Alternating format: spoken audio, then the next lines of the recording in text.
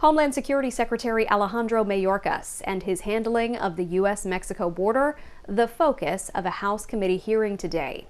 House Republicans are trying to push through his impeachment, even while the rest of Congress is trying to push through billions of dollars in foreign aid.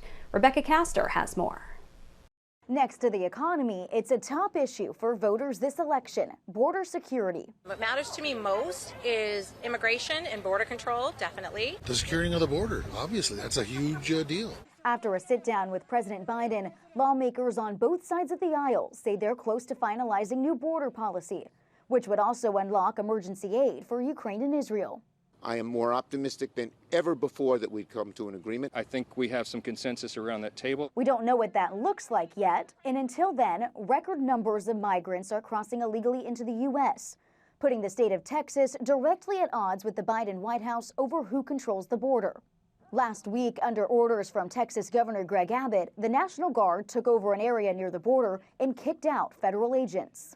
I want him to be as aggressive as he wants to be, but to coordinate and communicate with the federal government instead of doing Lone Ranger politics. But siding with Texas, many GOP lawmakers agree the Biden administration can't manage the border crisis and blame the Secretary of Homeland Security, Alejandro Mayorkas, for the surge. If we had stricter border policies, my daughter would still be alive today. Mayorkas faces his second and final impeachment hearing Thursday. Do you believe Secretary Mayorkas genuinely cares about the well-being and safety of U.S. citizens like your daughter? But it's unlikely House Republicans will be successful in removing him.